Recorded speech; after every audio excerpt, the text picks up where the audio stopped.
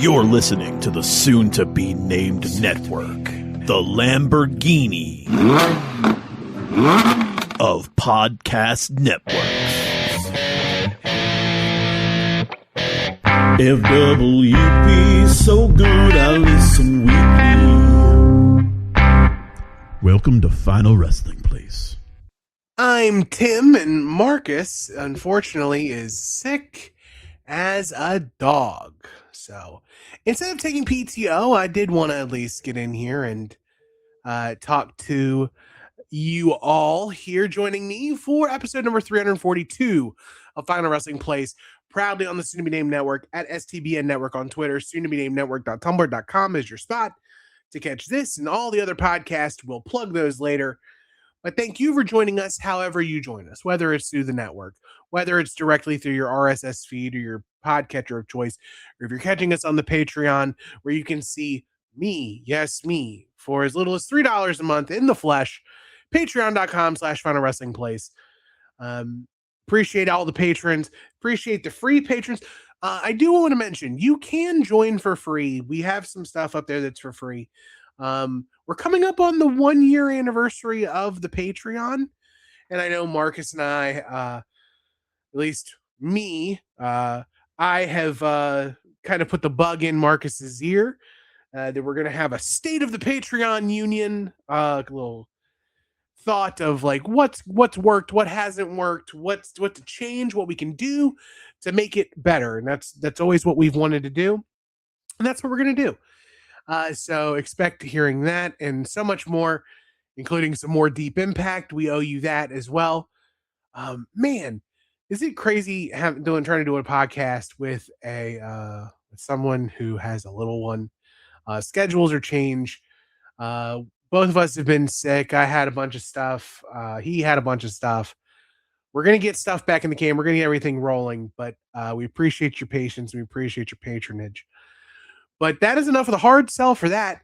This week, we've got some fun stuff to talk about, including a viewer's choice on WWE's Elimination Chamber from Chicago, Illinois.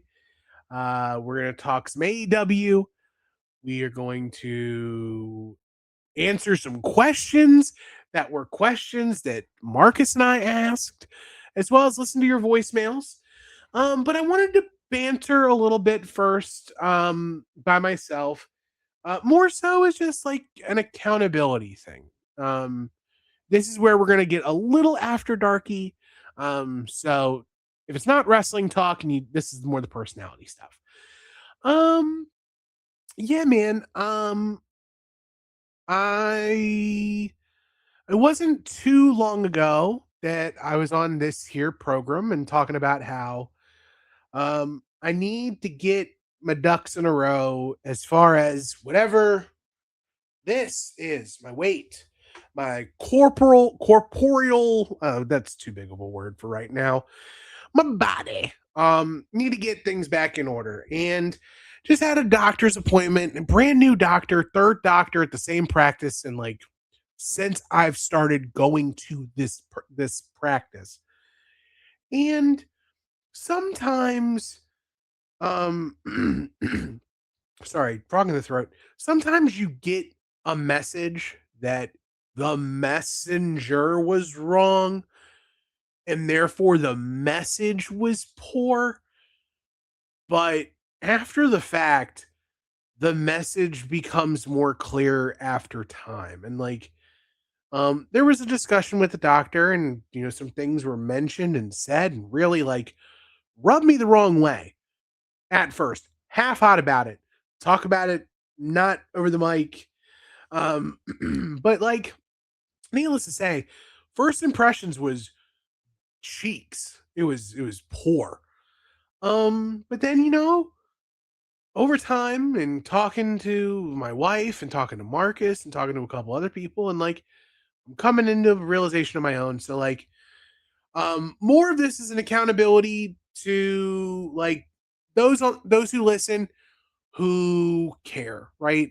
And hopefully that's all of you, but I don't have don't have a big platform. We don't have a big platform, but what we have is a group of friends. We care.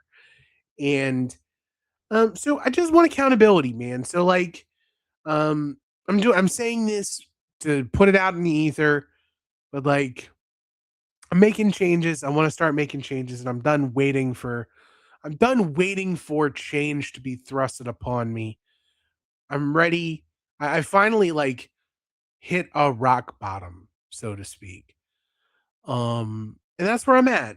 And I've hit it, and now I'm ready to bounce back. So I just wanted to get that's literally the heaviest part of everything out of the way.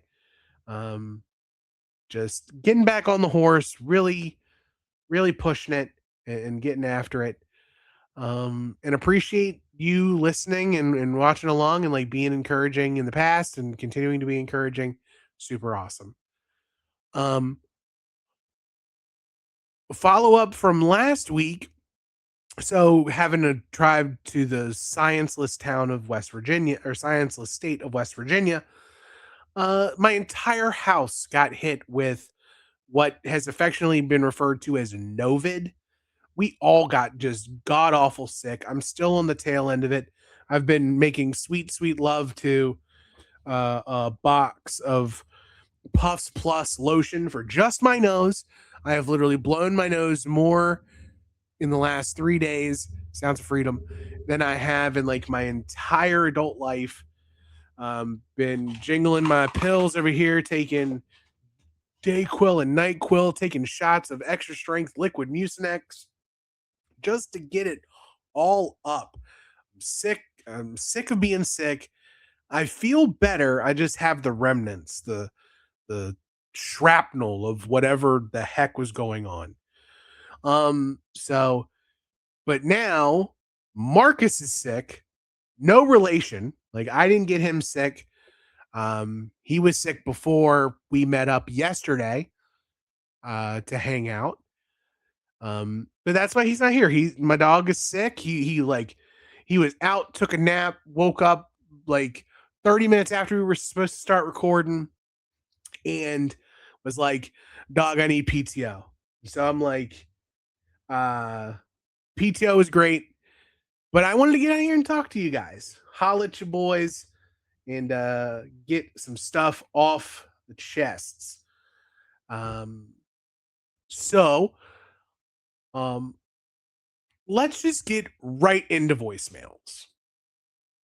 And we've got a voicemail and a text message. So we'll start with voicemail from our boy Kenny. Kenny? Hey, Marcus. Hey, Tim. First time, long time. It's your buddy Kenny. Hope Paul is well. Hell of a weekend of wrestling. Was able to enjoy some New Japan professional wrestling live from Trenton, New Jersey. Oleg Boltin is Marcus's new favorite wrestler. That match he had with Big Tom, Run Don't Walk. The other two matches I liked the most were flippy guy stuff, not quite your thing. Except for Big Take. Big Take ELP was awesome. Definitely Sounds Freedom. Definitely watch that match. And Ricochet Taiji Ishimori was awesome. Ishimori, as I said on At Odds, I feel like Ishimori would make Marcus's list of little big guys because he's jacked to the gills. And pretty cool for Danhausen coming out of the box. And if they don't put him in AAA, I don't know what they're going to do with him. That's obviously the place where he would make the most money for them easily. And that's what it's all about. So, anyway. Oh, hey. Thoughts, if you guys could put in a word for some thoughts close to Mr. Pig about teaming up with that old juke joint, Lucas Calhoun, on Saturday, April 4th at the U.S. Arlen Squash Center and Hall of Fame on the campus of Drexel University. Power Pro Lucha. Thanks. Get wrecked, boss. Kenny, thank you for the voicemail. You can leave us a voicemail, 757-354-3070. It's the number to dial. It's the number to text. It's the number to get in if you want to. I need to go back and watch this New Japan show. I did not watch it. I believe it's on New Japan World. I hope it's included in not a pay-per-view, but I'm sure I can find it by legal means, I assure you. Yeah, man, I'm big on Bolton Oleg. I'm not sure if Marcus is.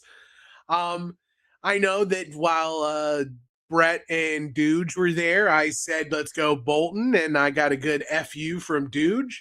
But it's just now time for Tony Khan to unveil another title. We need an open weight title for AEW, and just give it to Big Tom. Let Big Tom be the AEW open weight champion. Him and Archer and Mark Davis and just all these like Mason Madden. Just get all the like big men in there, just bumping meat all day, every way. I'm here for it. Looking at the New Japan show though, it looks pretty sick. I like Taichi and Shimori. Jack little like not to not speaking ill of the dead, but like Doug Martin, muscle hamster, little dude, Jack. Love Taichi Shimori. So I'm very excited. Looking over the card. Maybe there's a couple matches I might skip. But yeah, man, overall looks good. I'm glad that you guys had a good time in Trenton. I would love to get my way out to one of these New Japan Strong shows on the East Coast. Love to get out there for that, or just any sort of like WrestleMania weekend, or whenever there's like a big happening, getting out and going to when TJPW's in the house or DDT's in the house, or like when New Japan comes back around, like I'd love to be able to get out to Chicago for night 1 of the G1 in Chicago. That'll be sick. But it's cool, man. I'm really glad you had a good time. And yeah, I was equally pleased to see the juke joint himself, Lucas Calhoun, getting back in the saddle, suiting up, busting the jumpsuit out, teaming with Gummy Borger and Tim Donst against those the tandem of Ultramarines Black and the likes there for Anniversario. We will talk about that a little as we get to plugs. But I'm sure those close to the thinking of Mr. Pig would thoroughly love this. Juke Joint was a favorite of mine back in Chikara. Even with all the Battleborn stuff, loved everything about it. So, I believe, wasn't he originally Volgar and then became that old Juke Joint? So yeah, man, Kenny, thank you for the call. Appreciate you. Love you. We got a text message from Brett. Now, Brett, don't say I never did anything to not acknowledge you, big dog. The lifestyle, the electric snowman, the anomaly. He hits us up. He goes, I apologize if you're already recording. We weren't. Let's keep it short. I got to see Huge Suge and the Sex Man Andrade on Friday. It ripped. Absolutely believe it. Suge is on a different level right now, like strapping New Japan to his back. Double champ Jones, love it. Andrade wrapping up Wrestler of the Year already. There's a lot of people right now who've had a strong Q1 in wrestling. Andrade's up there. Brody King is up there. Suge is up there. So there's a lot of stuff. But yeah, like Wrestler of the Year so far, Andrade has definitely blown past my expectations of what Andrade was to be in AEW. We'll talk about that a little bit later. But then you ask for our top 3 NBA jerseys of all time. Brett, I know you're addicted to ball right now, and I'm loving it. Ba-da-ba-ba-ba. So, for the benefit of those with flash photography, namely those on Patreon, spoiler alert, this episode of Final Wrestling Place in the Flesh will be free for all the patrons, and for free people or not, it'll be on the YouTube as well. We'll make this the episode since it's the least interesting version of Final Wrestling Place with no Marcus. Might as well give it to you for free. So let's give you some little interaction. So top 3 jerseys of all time. We'll start with number 3, and it is the white version, the white Lakers jersey from the 17-18 season. I loved the white with the gold piping down the sides. When this look first came out, I was absolutely hooked, addicted. This is it for me. This is peak Laker uniforms. Now, I know a lot of people love the T-jersey, the black one that like was in the bubble. Not for me. These unis right here. Number 2, and I am not placating, this is a genuine feel, the black 76ers jersey here. This is the Sixers logo with the Sixers with the star over the eye and the basketball with the jet stream under it, with the like the sans serif font. This was the 97 to 2000 version. Obviously, when I close my eyes and I see AI doing the crossover with the headband and stepping over Ty Lue, it's this jersey. Bar none. AI made the Sixers great. And this jersey solidifies it. I remember playing NBA 2K2 and like 2K1 on the Dreamcast, and I would do. I'm one of those sickos who, when I play sports games, yeah, like I'll take over my team and then like I'll try to build them for real. But I was always the kid who would get the game and then immediately fantasy draft. So I would build my own team in 2K, Madden, MLB The Show, even with like wrestling video games. I remember very early on, and Marcus would attest to this too, but like we would get the butter cookie tins, the little blue ones that had each of the cookies in their own like individual little wrapper paper. I know, fat kid talking about cookies. But after we would all eat the cookies, the tins were still good. So what I would do is like for WCW NWO Revenge, I would get a little piece of I would get like printer paper or whatever, and I'd like fold them up all into like small little squares. And I would literally take the entire roster, write everybody's name on it, fold the pieces of paper up and put them in the butter cookie tin. And I would watch CPU versus CPU matches on Revenge, with the booking being the names I pulled out of the hat. And like I would do like Lord of the Ring tournaments, like not King of the Ring, but like not King of Cable, like very WCW offshooty stuff. Later, I would like during the SmackDown versus Raw, or not SmackDown versus Raw, but like SmackDown Here Comes the Pain stuff.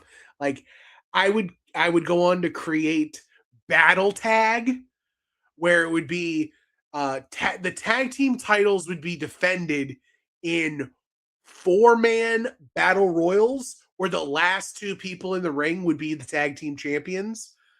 So like, yes, it could be like a team working together to eliminate both people, or it could just be a fracas and you get a weird pairing of a tag team like Triple H and Tajiri as being battle tag champions. So I know that in real life that doesn't work, but this does. All of that to say, these are the jerseys I would run any of my fantasy teams through. Even like 2K today, I know they have like some historic jerseys. If I ran with the Sixers, it would be these jerseys exclusively. Forget the blue jerseys they have now. Run these back for forever. No questions asked. Or number one, I'm going with the Orlando Magic pinstripe jerseys. These are the Shaq jerseys. These are the Shaq jerseys. Diesel is my favorite basketball player of all time. The I even like the white ones, but for me, the black unis with the fine white pinstripes, the Orlando font with the star for the A, the blue numbering on the front, stars on the sides of the shorts. These are the jerseys.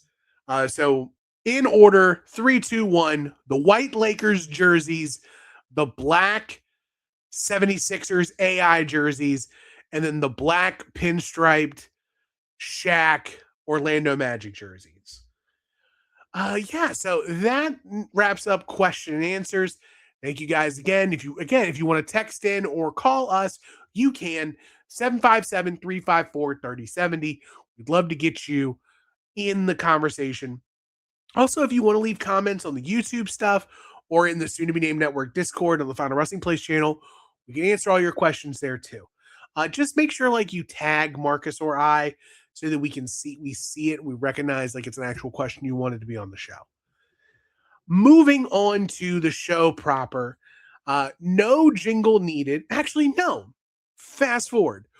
I have 2 questions to answer from We Need Wrestling. So both Marcus and I were asked we both asked questions of Brett and DJ.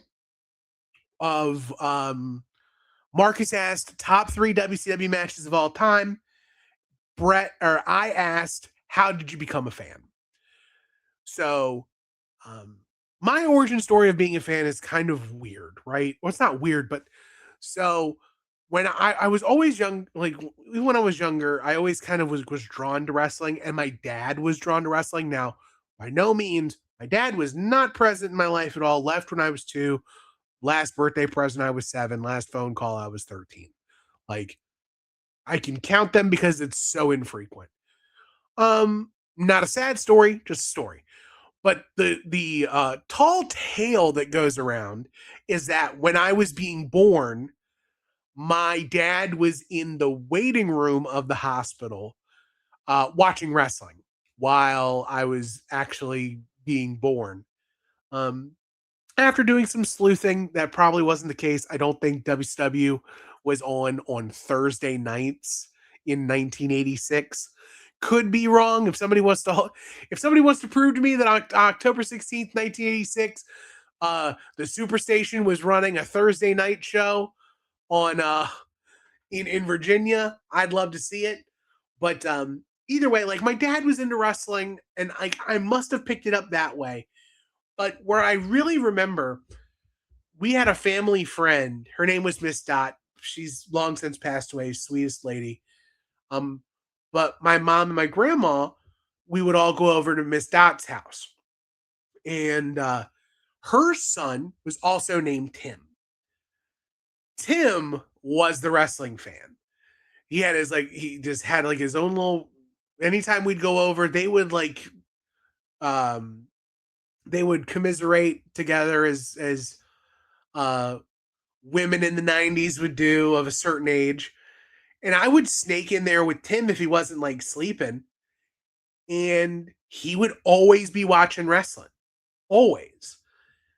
And he would like show me like ECW stuff from like in Virginia, showing me ECW tapes from like 93 and showing me WCW stuff. But what I really remember is for Christmas in 92, my mom brought me over and Tim ordered Starcade 92. And of course, if you listen to the podcast long enough, you've heard me extol the virtues of Starcade 92. And so for that, Starcade 92 is really the seminal moment for me, where I watched Great Muta face Masahiro Chono for the international championship and then go on, lose that match, but then win Battle Bowl, last eliminating Barry Windham, paint smeared, wins Battle Bowl, gets the big pyro celebration, and I'm like, Muta's the best. And to this day, I'm nowhere near as big of a Muta fan as Brett is, but Muta's still my guy. Like, I love Great Muta. Easily number 2 behind Sting for me. But yeah, so literally that's like the origin story for me. And then I've always been caught up in it, and then luckily catch up with Marcus for the NWO Wolfpack in 98. And we're just off to the races, right? Now, Marcus's question about the 3 favorite WCW or top 3 WCW matches of all time. Sorry, still getting over this cold. So, final top 3 matches. And I'm going on vibes for myself, right? So, for me, my number 3 is a match from Clash of the Champions in June of 93, Sounds of Freedom again. It is Barry Windham versus Too Cold Scorpio. I was a huge Too Cold Scorpio head. Seeing Too Cold get a shot at the title made my little heart jump for joy. To this day, they should have pulled the trigger on it. I understand why you don't. But to me, this will always have a place in my heart. It may not be the best match, but for me, this is like a chicken soup match. This is a feel-good match. I can go back and watch this match all the time and really get it. You can't go wrong with Barry Windham. You can't go wrong with Too Cold. Barry Windham's so smooth. I'm saying things that, like, water is wet, the desert is dry. Number 2, Old Faithful, Halloween Havoc 97. It's Rey Mysterio, Eddie Guerrero, Mask versus title. And yeah, everything that Brett said on We Need Wrestling holds true here. You learn something every time you see it. To this day, Rey Mysterio has never been able to pull off that moonsault DDT except for right here in real time with Eddie. They tried to capture Magic in a Bottle multiple times afterwards and just couldn't. This is spectacular. If this isn't a perfect match, I don't know what is. Number 1, and so not to belittle anybody else's lists, but for me, War Games is separate, right? Picking, like, for me, it's very easy to pick a War Games as like your favorite match, just like you could pick a Royal Rumble as being one of your favorite matches. So I went with something, again, more on vibes, but it is Super Brawl 3. It is Sting and Big Van Vader. What Castle of Fear? The promo videos leading up to this was sick. The strap match was dope. Just like the rope, like where Sting is just like selling on his feet, getting ping-ponged around by Vader. Amazing. This again is a chicken soup match. I could watch this forever. Unfortunately, I don't know where I can watch it now because it's all off the network. The network doesn't exist. It's not on Netflix.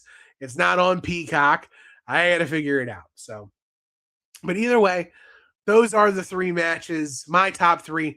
I promise when Marcus is back next week, we will do a Final Wrestling Place rewind. We'll go back. We'll revisit Kenny's voicemail so we can get Marcus's thoughts on the Sex Man and get his thoughts on Bolton Oleg and Taichi Ishimori, and get his thoughts on NBA jerseys, and he can answer this as well and how he became a fan as well. So thank you for all the questions, whether they're from the podcast or otherwise.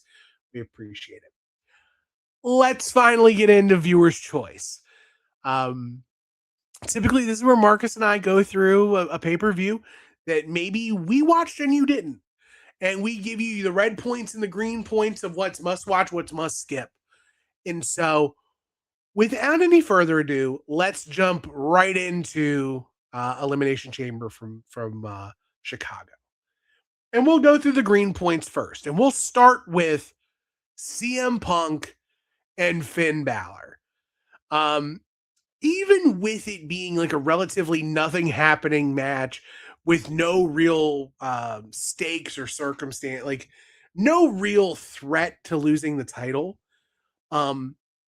I really enjoyed the match itself. They have such a great chemistry together, and injecting Finn into the main event picture is refreshing.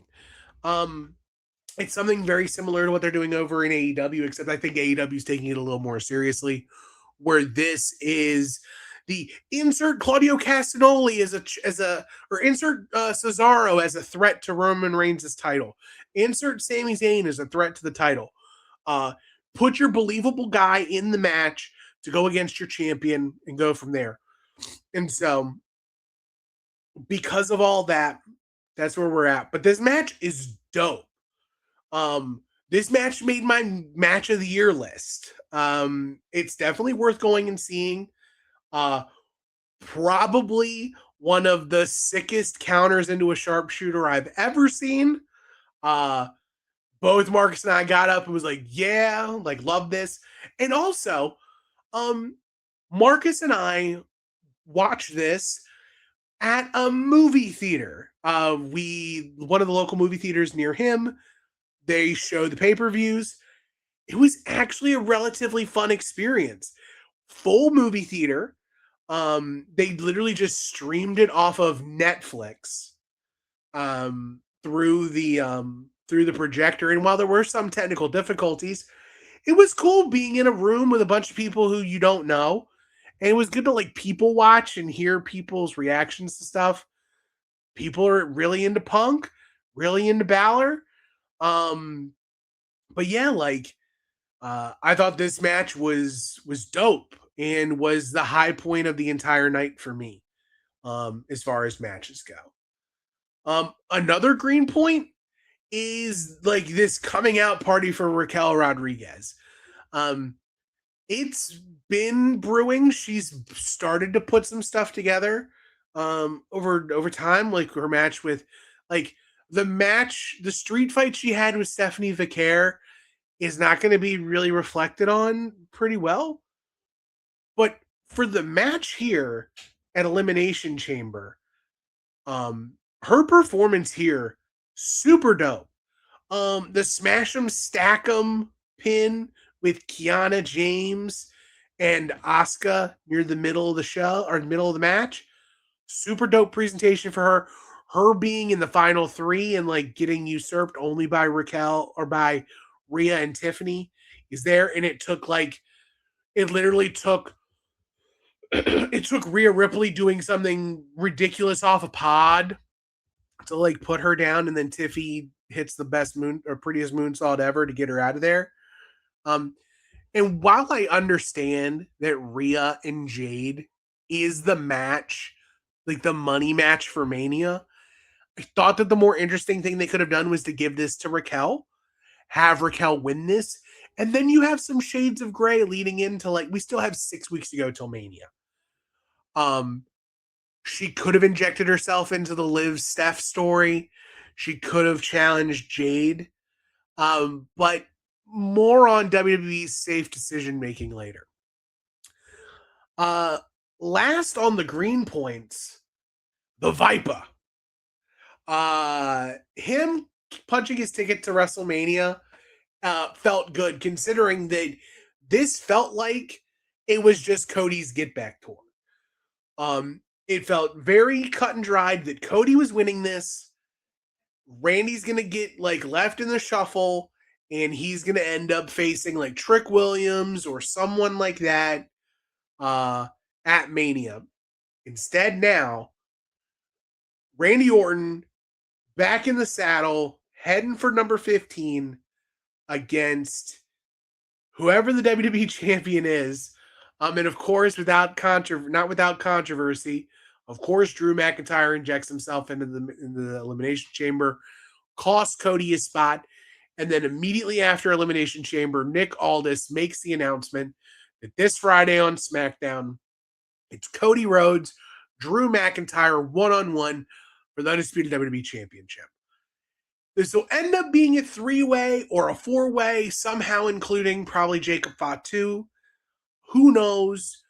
But at least for Elimination Chamber, with Randy being the outright piece we know that's heading into WrestleMania Vegas 2, this is a perfect opportunity for the blue brand. And of course, Randy Orton looking CNR'd out of his mind. Chicken, Nutella, rice.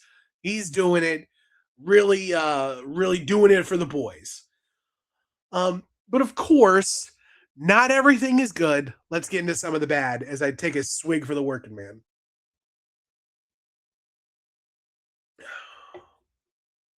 Predictability.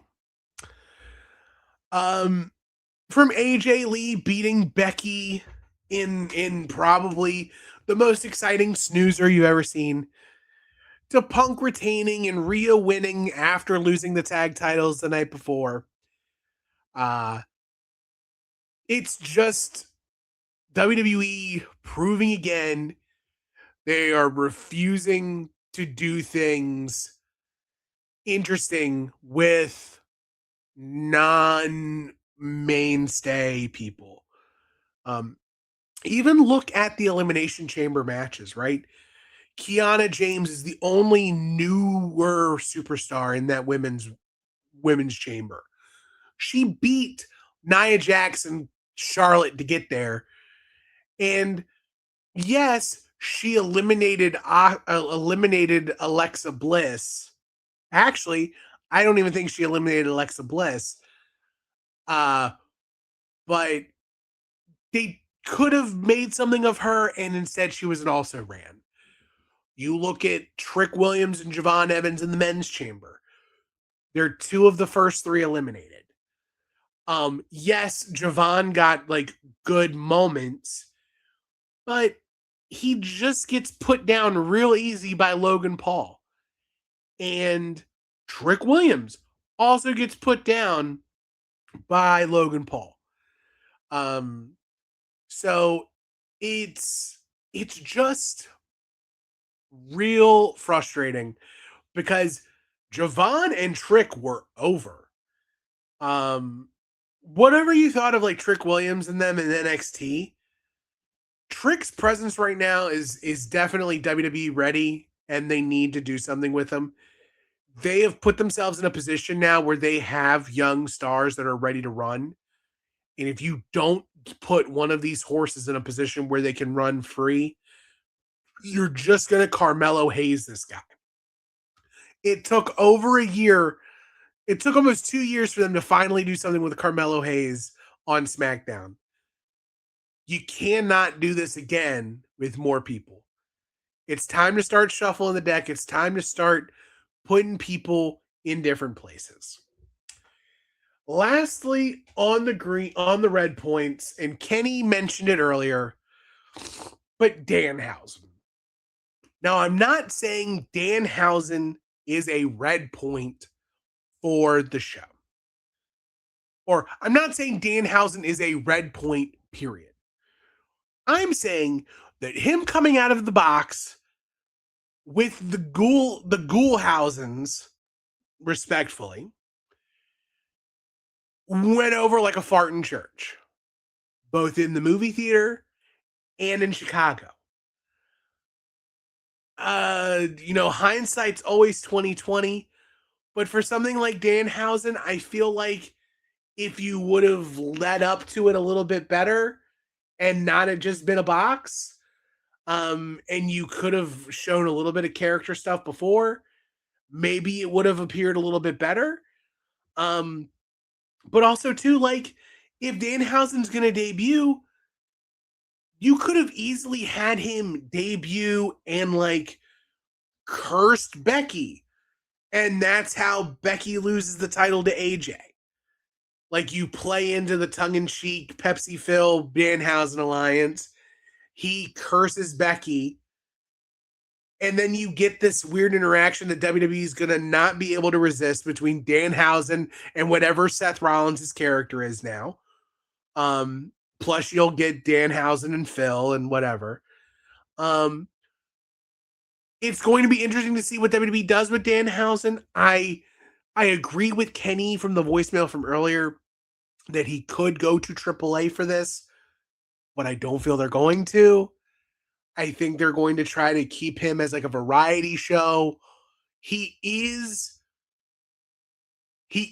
social media memeable, and to have him on the Netflix show for Monday Night Raw is going to be interesting. Also, like, with his magical presence, he could be one of those types of characters who can just float, be on every show.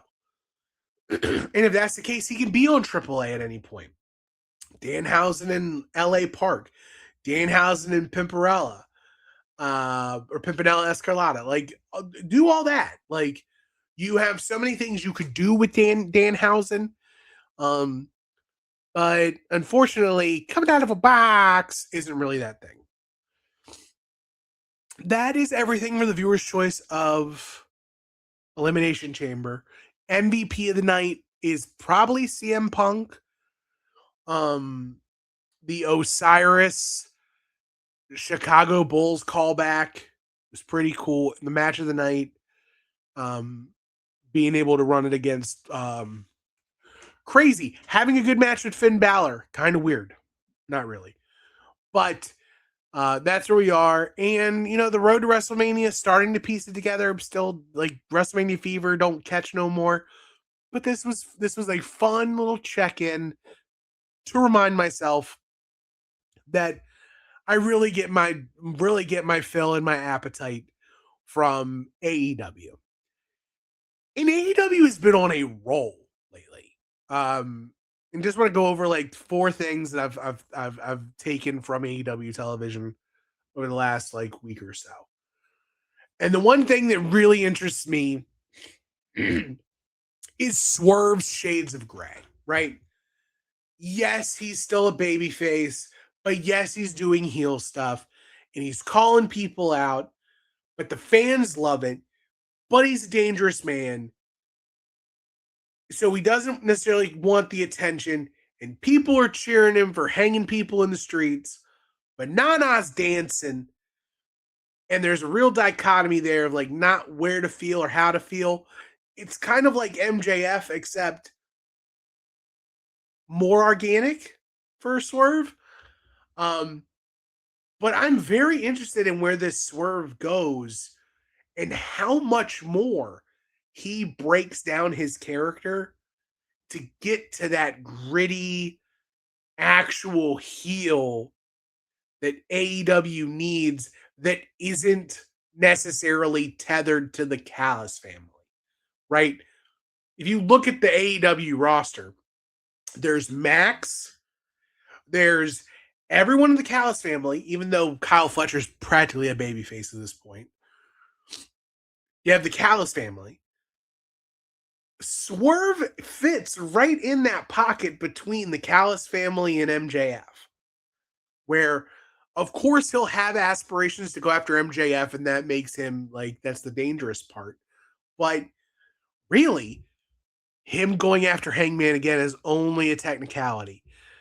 It's only going to be a matter of time before Kenny Omega comes back and gets his pound of flesh. The Bryan Danielson stuff from the Vertebreaker last week, that's still going to be up in the air. Who knows what that sicko is going to do? And then you have the stuff with Brody King. Already, that's penciled in as a match of the year candidate. Big Brody versus Big Swerve. That's going to be dope and sick and dudes rock all day. I can't wait to see how, like, yes, Swerve is big right now, standing next to dudes that he wasn't bigger than before, or he was bigger than, but now is like significantly bigger. Put him next to Big Brody and see how close they are. That's the test. When Swerve shows up on that Super Soldier Serum, standing across from Brody, just salmon and riced out from Chili's, like, I'm here for it. Keep eating the good stuff, Swerve. Next up is the Hangman MJF storyline with the pick a stipulation type stuff. Now, I was out originally because of all the Kevin Knight kind of spoiling it, but not really spoiling it. And then they kind of hearing that they counteracted it and like resolved it in a clever way makes sense. I'm glad they did that. But this was dope. I love a good trick coin. I love a good coin toss. To this day, in my wallet, I keep a $50 to resolve things that are yes or no questions that are like trivial. I will flip a coin for something. And for Max to put the fate of the AEW world title on a coin flip, CC very intrigued. And then to be able to make the decision to call it on the fly, change it, and go to the Texas Death for the Pape, that's going to be fun. And I'm 51-49 split on where it's going to go, but I'm here for the ride. And I'm not really here to like parse it out and get myself hyped up on any expectations. Another thing I'm excited about is the Don Callis Golden 3 with Okada and Kyle Fletcher and also Konosuke Takeshita all being strapped up with gold again. This is very fun. And, you know, I love that Okada is trying to weave his way into the impressionable Kyle Fletcher, which, by the way, Kyle Fletcher has Okada's number. I know Okada knows that. That's why Okada's trying to weasel in on Kyle Fletcher. And whenever Takeshita comes back, there's going to be some friction there. I'm just waiting for the unbelievable three-way we're going to get with Kyle Fletcher, Takeshita, and Okada, where the Callis family explodes. My heart cannot stop beating at this point, and it's not the palpitations. It's super fun, and I love everything about it. By the way, if you haven't already, Kyle Fletcher has a YouTube channel now. He's doing vlogs, and they're super fun. Like, he's just going through like travel. Like the last one he has is for travel when they went to Sydney. He's just a relatable dude, just showing that he's just a meathead and he's going around and he's just a dude's dude. Let me get another swig as I get a little something in my throat.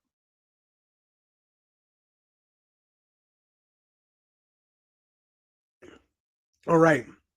But last up for what I'm excited about for AEW is the buildup of the second tier main eventers, right?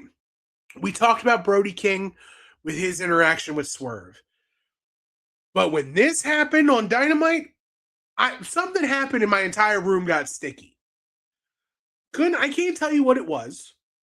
There was ectoplasm. We'll say it's ectoplasm. I had a regular Randy Marsh incident in my room, in this very room. I cleaned it up. Hazmat came. But there was a lot of ectoplasm. Bandito and Andrade also pencil that in for Dude's Rock moment of the millennium of the week. That's going to rip on Revolution 2, where Revolution continues to prove that is the number one show for AEW. I understand that they love All In, they love Double or Nothing, but Revolution's the show. It always delivers. It's always got at least 3 matches that stand out forever. And this is going to be no different. Andrade, Bandito, Swerve and Brody, Hanger and MJF, and then anything else they put on top of it. I know we'll probably get the Bucks and the FTRs. That's fine. You get what you get and you don't throw a fit, right? But yeah, that is everything for AEW, and that is really everything that I've got for a one-man show for Final Wrestling Place. No weekly purchases for me, aside from a food scale, tying back to an earlier conversation. But for plugs, since Marcus isn't here, March 14th in Hampton, Virginia Championship Wrestling will be running. Baby Doll and David Crockett's going to be there. They usually always come out for VCW stuff. Not unfamiliar. Pay no attention to the man on the left, Sexy Rexy, the VCW heavyweight champion, or the Virginia heavyweight champion on the right. Hampton High School. It's always a fun time. This is like their yearly show where they run Hampton High School. Marcus, this show, we used to watch this all the time as kids. This was always the big show where they would bring somebody out. So Hampton High School, March 14th, the day before Revolution. So Big Pig gonna be Hustle Man that weekend, making towns. As a viewership note, Final Wrestling Place will be on a 1-day delay. We will record on Monday to release on Tuesday to be able to cover AEW Revolution as Marcus will be making towns. He'll be around handling for some other stuff.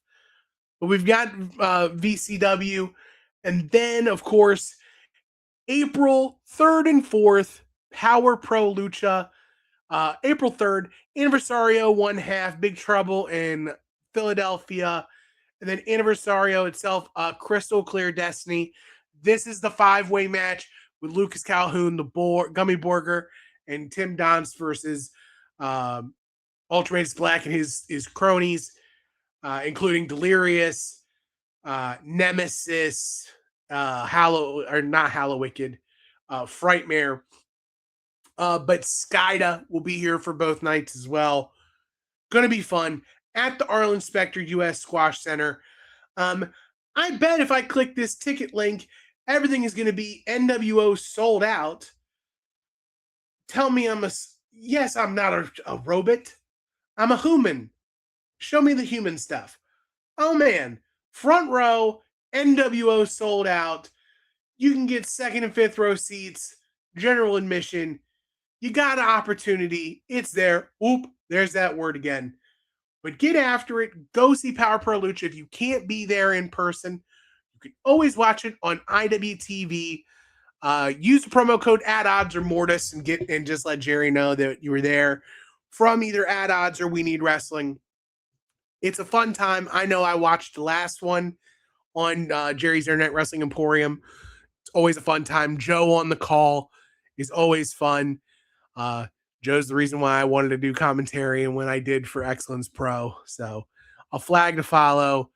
Joe's still killing it after 20 years. He still got it. Clap, clap. Okay. Enough of the show. But that has been everything for the show. Appreciate everybody taking a listening to me blather for an hour. Shout out to Marcus. Feel better. Right on, big man. A shout out to the entire soon to be named network at STBN Network on Twitter. Soon to be named network.tumblr.com is your home for this and so many podcasts, including but not limited to our wrestling offerings of At Odds with Wrestling with Joe and Adam, We Need Wrestling with DJ and Brett, Sendai Sleaze Ranger with Ed and the We Need Wrestling crew. So many other podcasts, including Hit My Music. I was on for the new metal episode. I loved all the feedback. Appreciate all the kind words for the episode. It was definitely a labor of love. It was so fun. I could talk everything new metal. I could talk anything with both DeWicki and Brett. Easily the two of the easiest dudes to talk to about anything. Check out We Need Wrestling again this week because I am back on, I believe. Either way, I've got something recorded in the books and maybe coming out with DeWicki and I. We're maybe talking about a previous pick that I made. So a little supplemental stuff, but Hit My Music's back. It's always a great listen. Check that out from DeWicki, the always third man of the podcast. Love you, big dog.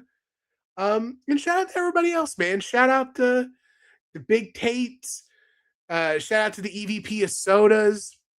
Shout out Howard the Dad, Silverthorn, J-Pop, Jess Bones, just everybody in general. If I'm missing you, it is not because I don't love you. It's because I literally am in a Dayquil, NyQuil fog to this day. And I'm surprised I was able to stay coherent enough for an hour for wrestling. So we will be back next week, hopefully at full strength for episode 343. But this has been episode 342 of Final Wrestling Place. And all that's left right now is to tell the people goodbye. So bye, y'all.